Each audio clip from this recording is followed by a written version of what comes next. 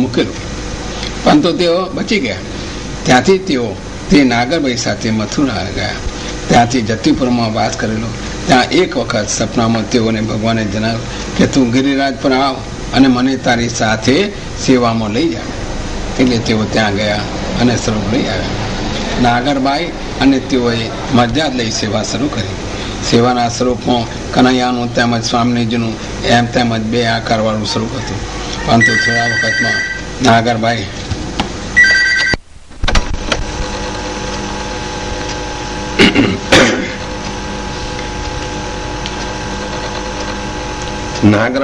અને તેઓએ મરજાદ લઈ સેવા શરૂ કરી. સેવામાં સ્વરૂપમાં કનૈયાનું તેમજ સ્વામીજીનું તેમજ બે આકારવાળું સ્વરૂપ હતું. પરંતુ થોડા વખતમાં નાગરબાઈ પ્રભુ શરણ થઈ ગયા એટલે સેવા કરવા એકલા પડ્યા.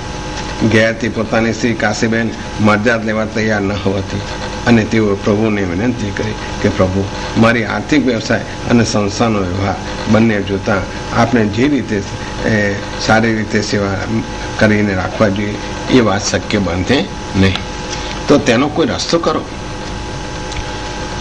એ વખતે એક વૈષ્ણવતામાં મરજાદીની એક સ્ટેજ હતી અને તેમાં જે મરજાદી થાય તે ગમે તે નાતનો હોય ત્યાં નાત જાતના ભેદ ગણનાતા નહીં. તેમને મરજાદી સિવાયના બધા જ સંઘને ખાવા પીવાથી માંડીને બધો જ બધા સંઘો છોડવા પડતા. પ્રભુ અને પોતે તે રીતનું આચરણ કરવામાં બધા જ વૈષ્ણવો મરજાદીની છાપથી ઓળખાતા હતા. પરમ ભગવતી મોહનલાલને કોઈ સંતાન હતું નહીં એટલે સંસારની ઝંઝટ હતી નહીં. પ્રભુને વિનંતી કર્યા પછી તેઓ ખેરાડુની બેઠકમાં ગયા. ત્યાં ઠાકોરજી લઈને ગયેલા. તેમની સાથે સંખેડાના વૈષ્ણવ મિત્રો પણ ગયેલા. તે દરમિયાન વિસનગરથી એક રાંડેલીબાઈ અમથીબેન પણ ખેરાડુ આવેલા અને ભગવાને મોહનલાલની સાથે સેવામાં જોડાઈ જવા કોઈ આગલા જન્મના ઋણાબંધ ચૂકવવામાં આવ્યા હોય તેમ મોહનલાલને જોતા જ બરાબર તેમની સાથે જોડાવાની તન્મના જાગી. મોહનલાલ પાસે માગણી કરી.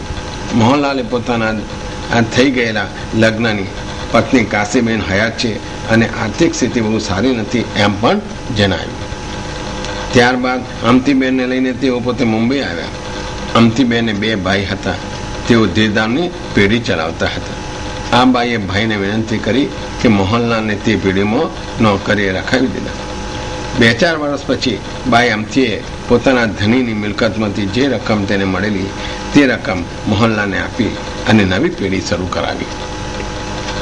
મોહનલાલે પછી પોતાના પિતા અને પોતાની સ્ત્રી કાશીબેનને પણ ત્યાં બોલાવી લીધા. એટલે બધાએ એક જ ઠેકાણે એક જ ઘરમાં રહીને પેઢી ચલાવવાનું અને ઠાકોરજીની સેવા કરવાનું શરૂ કર્યું. લાળ લાડવાનું પણ શરૂ કરી દીધું. આમ ઘણો સમય વીતી ગયો. પૈસા પણ સારા પેદા થઈ ગયા.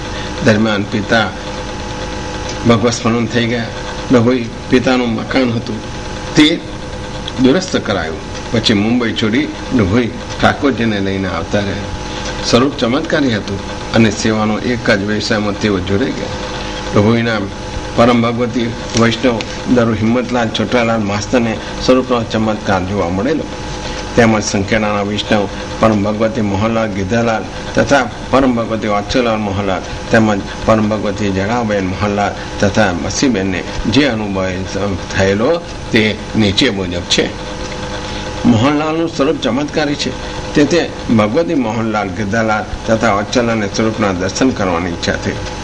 એટલે તેમણે મોહનભાઈને વિનંતી કરી તો મોહનલાલે કહ્યું કે તમે બંને એક દિવસ ઉપવાસ કરો, શુદ્ધ થાઓ, પછી બીજે દિવસે તમને મરજાદી રીત પ્રમાણે નવડાવી સ્વરૂપના દર્શન કરાવો. બંને એ શરત કબૂલ કરી. એક દિવસ ઉપવાસ કરી બીજે દિવસે અંદર નાહીને સ્વરૂપના દર્શન કર્યા.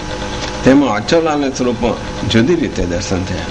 તેઓ કાકાને પૂછ્યું, તમે કેટલા વર્ષોથી સેવા કરો છો? ત્યારે તેઓએ કહ્યું કે અમે 40 વર્ષથી સેવા કરીએ છીએ. અચલાલે પાસે બોલાવી કાકાને કહ્યું કે તમે